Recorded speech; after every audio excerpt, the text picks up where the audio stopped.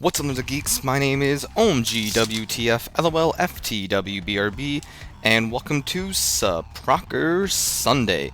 If you are unfamiliar with what Suprocker Sunday is, well, it's one of the days of the week that I choose to play really any game that I want, such as the ongoing series we've been doing for quite a long time, the arcade playthroughs of Cartoon Network Punch Time Explosion XL. And this time, due to the request of Pink Blossom, we will be playing as the Grim Reaper from the Grim Adventures of Billy and Mandy. His alternate costumes consist of him having a green robe, a yellow robe, and in my opinion the coolest costume in this game, the black and red Grim Reaper. But as always, we are going to be sticking to the original costume for the Grim Reaper. Grim only had a short while to enjoy being away from Billy and Mandy when he was suddenly ambushed by Mac and Blue. The two pulled Grim into a portal which ultimately led to the dangerous territory. Grim would need to fight to keep safe, while finding a way to escape from Mac and Blue and stay as far away from Billy and Mandy as possible. So from what we learned from Grim's opening there, apparently Grim was, just la-da-da-da-da, finally escaped from both Billy and Mandy when he was suddenly ambushed by Billy and Mandy. Wow, I almost said Billy and Mac at first. When he was suddenly ambushed by Mac and Blue, which we know from the Mac and Blue storyline that they feel that Grim is a imaginary friend. But, so now Grim is trying to escape from his new annoyances, which are Mac and Blue, and stay away from his previous annoyances, Billy and Mandy. But as I said, Pink Blossom, the YouTube user, suggested the Grim Reaper here, so here you are, Pink Blossom. Here is the Grim Reaper, and I hope I'm pronouncing your name right. I'm not sure. But an ongoing thing I like to do in these arcade playthroughs is basically give you information on the character I'm playing as, and since we're playing as the Grim Reaper, we're going to give the information on the Grim Reaper from the TV show The Grim Adventures of Billy and Mandy. So Grim is over 137,000 years old, as his early childhood took place during the Stone Age and speaks with a Jamaican accent. The continuity of how Grim got his Reaper status and tremendously strong and powerful supernatural powers comes up quite a few times, and it is unknown which way he really got his supernatural powers. For example, in the Wrath of the Spider Queen movie, he was elected to the position as the Grim Reaper while he was in middle school. However, in a Grim prophecy, it is shown that he was the Grim Reaper since childhood, with his parents forcing him to be the Reaper, which is further contradicted in the later episode, where he was seen stumbling over his scythe to become Grim Reaper. His long scythe is the source of all his supernatural magical abilities and possesses many magical capabilities and qualities, although he is still capable of using some incredibly powerful magic spells without it, though these instances are quite rare. By losing a limbo contest to Billy and Mandy, Grim is fated to be their best friend forever.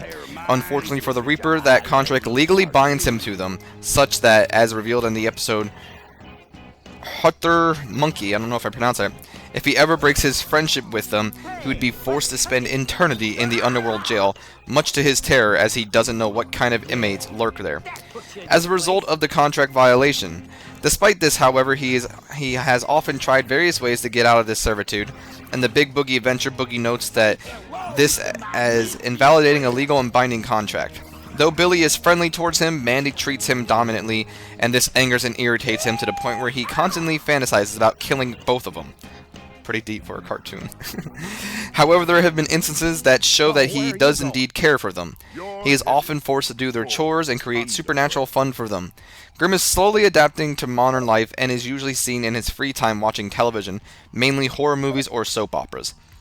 His adaptation to daily life also leads him to neglect his duties as master of the underworld and eventually not even care about who uses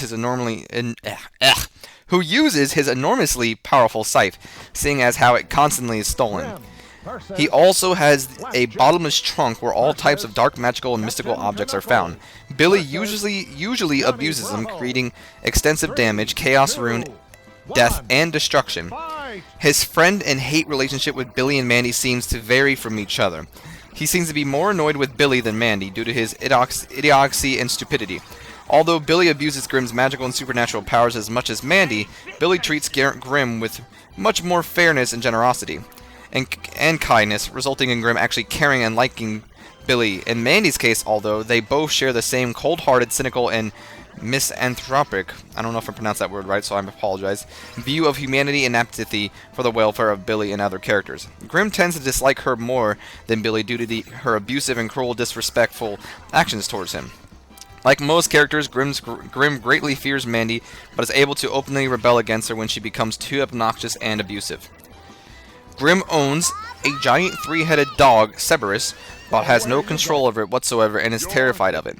Mandy seems to be the only person capable of taming and commanding it effectively. He is immune to the effects of Horror's hand as he already lives his greatest fear every day, living with Billy and Mandy, but he has stated he turned it off upon attaining it. So there may be something he fears more. While it is shown that Grimm does care for his scythe, he often makes the mistake of letting Billy, and in rare instances, Mandy and Irwin, use it or loses it in any other ways. In Billy and Mandy's jacked up Halloween, Grimm let Billy use the scythe as an accessory for his costume, only to have it stolen by Jack-o'-lantern, who has it in turns as an old enemy of Grimm's. Another element to show is how characters from Grimm's past often show up and often take advantage of him for what he had done to them. We first see Grimm in the episode Meet the Reaper, which was the very first episode. And his very last appearance in history was Underfist Halloween Bash. His nicknames are Grimm, George, Griminy, Grimmule, Mr. Grimm, Mr. Reaper, Bonehead, Loser, Bag of Bones, Grimmy when younger. He is a male, and his occupation is the Reaper of Souls. His title, the Master of Life and Death. His current relatives that are still living, which is pretty much everybody I would assume, is Miriam, who was his mother, Earl, his father, Kali, maternal great-aunt, and Granny Grimm, maternal grandmother. And his nationality, of course, is the Jamaican nationality. Next up, I'm going to be going over the people who have done his voice, which actually is really only 2 people in the English world, but you also have different other languages. So in the series Grim and Evil, which was, before the Grim Adventures of Billy and Mandy, it also consists of the Evil Concours. Real quick before I go on, this is Grimm's ultimate new maneuver. I'll show it off later again to just show you a little bit more, because we don't get to see it much. But he opens a portal, which, well, I don't know exactly what it does, because I didn't see it. Anyway, though, his first ever series was in Grim and Evil with the purple bear and brain thing. I think it was called Evil Concours or something like that. Either way, though, that's how it started off, and then Grim Adventures of Billy and Mandy did, break off from Grim and Evil onto its own show. But Grim and Evil debuted in 2001, and his English voice actor was Greg Eagles. His Japanese was Kenta Miyake, and his European French voice actor was Sylvain Lemaire. In the Grim Adventures of Billy and Mandy in 2003, Greg Eagles reprised the role as his English voice actor, along with Kenta Miyake as his Japanese, and Sylvain Lemaire being the European French. This time around, though, Orlando Drummond was the Brazilian Portuguese voice actor, and Jose Jorge Durate was his European Portuguese voice actor. In the Cartoon Network commercials, Billy and Mandy Wrath of the Spider Queen in 2007, The Grim Adventures of KND in 2007, and Underfist Halloween Bash in 2008, Greg Eagles does the voice of the Grim Reaper. From what I see, there is no other voice actors, different language and stuff like that. He's actually only been in one movie, and it was Billy and Mandy's Big Boogie Adventure in 2007, in which Greg Eagles did his voice, along with Orlando Drummond doing the Brazilian Portuguese voice for him. And in video games, Grimm has been in the Grim Adventures of Billy and Mandy, the video game, in 2006, Cartoon Network Universe Fusion Fall in 2009, and in both those games, Greg Eagles does the voice of the Grim Reaper. The only time Greg Eagles has not done the voice of Grimm in a cartoon, video game, anything like that, was actually Cartoon Network Punch Time Explosion 2011 and Cartoon Network Punch Time Explosion XL in 2011, and that was actually voiced by Neil Kaplan. So in this game here, we do not have Greg Eagles doing the voice of the Grim Reaper. And I could have swore Greg Eagles was in this game doing a voice of another character. Could be wrong though, but could have swore we did have someone. But either way, I don't understand how they didn't get Greg Eagles. Sorry, there, at least I took a drink. I don't understand how they didn't get Greg Eagles, because it seems like he's done every other voice English-wise for Grimm, but Neil Kaplan took over this one, and you can kind of hear it. I mean, Neil does do a good job of still somewhat sounding like Grimm, but I can definitely tell that it's not the original Reaper, and it's kind of upsetting because Greg Eagles does an excellent voice for, well, excellent voice for the Grim Reaper. But that's all the information I can find on Grim, because a lot with the, most of the time with these Cartoon Network arcade things, I can't find a lot on the character. So what I like to do after I finish what I'm talking about with them is basically give my opinion on the character and their TV show. And since I've already talked about my TV show, I mean the Grim Adventures of Billy and Mandy's TV show twice, once with Hoss Delgado and the other with Billy and Mandy, I'm just going to cut that one short and simple. It wasn't my favorite show. I'm not going to say it was bad, but it definitely wasn't my favorite show of all time, and mainly due to the fact that Mandy, I couldn't stand the character of Mandy. Either way, though, the character Grim, unlike Mandy, I love. I've always had an affection. I don't know if affection would be the right word, but I've always had this kind of obsession with the Grim Reaper. I've always found him so interesting, even to the point where I actually have a Grim Reaper character in my comic series. Actually, not just characters, because in my comics, the Grim, I like to, basically in my comics, the Grim Reaper is a occupation by the gods, and not one man or one god can do it. So there's many other people to do it. If you guys ever want to hear about my comics, feel free. I have no problem expressing them. Either way, though, the excuse me, I didn't mean to do that. That was pretty loud.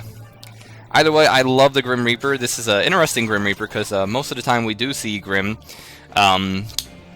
he's more of a serious role that everybody fears and all this stuff. And this one, even though he is supposed to be feared, and it's still shown that he's no sissy or anything like, oh, I'm a little bitch Grim Reaper, at the same time, he has a little bit of joke side to him because of the fact that he lost that limbo competition to them.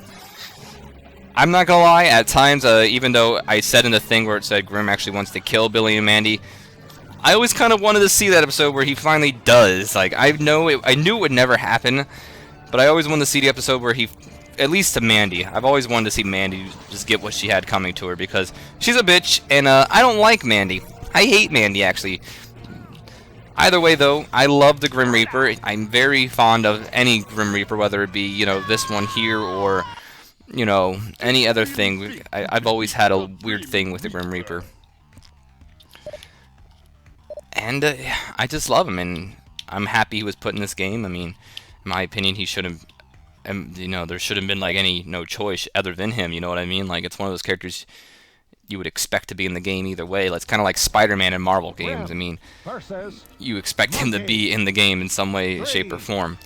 But I wouldn't put it past it, because this game is lacking a lot of Cartoon Network very popular people, such as Ed, Edd n Eddy, which I'm completely surprised about, and many other people other than that. There is no sign of Ed, Edd n Eddy at all in this game, actually. And there's a lot of other people who are, I mean, maybe not as big as, you know, Ed, Edd n Eddy is, but there's a lot of other people in this game that, or should I say, not in this game, that I'm very surprised that didn't make it in it, with very popular shows. But we'll all go over that once we finally finish the arcade playthroughs and finally do our review of this game. And as I say review of this game, I remember that I need to do a review of Disney Universe. Right now, though, we are taking on the Powerpuff Girls in what is usually my least favorite fight, but Grim Reaper, or I should just call him Grim. Grim in this game actually is really tough. I mean, just right there, I brought almost every one of them above 20 except for Buttercup. But the Grim Reaper in this game, he's extremely powerful, and as you see here, I'm just sending the Powerpuff Girls everywhere. I mean, right now I'm not doing it because of damn Beetle Bros, which is my fault for calling them in. But look at that, boom, all three of them just flew all over the place with that one move. Grim is really strong. He's no Vilgax. I mean, Vilgax was horrible, and he's no Flapjack, who's decent. But the Grim Reaper definitely really strong in this game. If I had to choose a character to play as, and if you guys did watch my LP of the story mode in this, I did choose Grim a lot of the times because I really enjoyed playing as the Reaper. And right now we got rid of both Blossom and Buttercup, and we have Bubbles here, and it's time to send her to the underworld. As we pull out our giant siphon, it seems like they pause in place for a bit. Again, the move doesn't last long enough for me to actually see what it does, because I usually just end up, you know, killing them. Simple as that. It's pretty simple.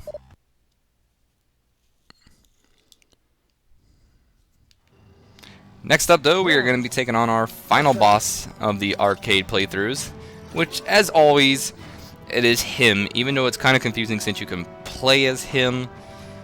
But, what can you do, right? 3, 2, 1, fight! So yeah, we are taking on him from the Powerpuff Girls series, which I have done a playthrough. Ow, that hurt. A playthrough as him already. We're actually very close to the ending of this.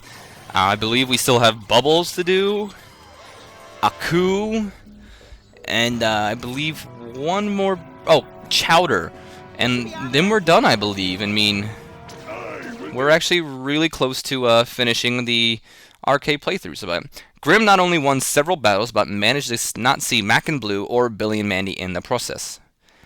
"I could get used to this," Grim happily exclaimed as he walked toward the horizon in search of another portal. A little bit of a confusing ending there, considering we did see Grim in the beach with Billy and Mandy around him, but they never are consistent here.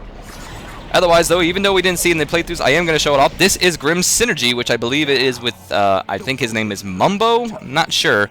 But basically, a big pot boils up, and I think it actually powers Grim in a way, because they see him glowing, and I think he gets like a really powerful attack. Not exactly sure what it is, because Hostel Gato is not going towards it, or toward it, but I did want to keep this in, because as you see, I hit him with that move, and he wasn't glowing anymore. And I wanted to show off his finisher for the last time, that way maybe we can finally talk about it a little bit more. So as you see here, he opens up a portal, and again, they die. And oh no, I think Grim has finally snapped, nerds and geeks. Billy and Mandy are making him a clown. Oh, I fear for Billy and Mandy. And look at the Grim Reaper, his standalone special. He shoots a powerful beam out of his scythe, as you see here, just a simple special move. And then a forward special, or side special, I guess is what we can call it. He does a powerful strike with his scythe, slamming it in a downward slant. Very strong, probably is the strongest of Grim's special maneuvers here. His down special, he creates massive fire all around him that does tons of damage, if you see right there. Went from 150 to 180. In his up special, he twirls around with his scythe, and so on and so forth. I do hope you have enjoyed this arcade playthrough as the Grim Reaper, and if any of you have any requests for the final characters we need to do, feel free to request it, and I will play that character next. And as always, nerds and geeks, as I said, I do hope you have enjoyed. If you have, leave me a comment, a like, and please subscribe if you have not. And as always, I have been OMG WTF LOL FTWBRB, and I will see you guys next time. So until then, have a great day, nerds and geeks.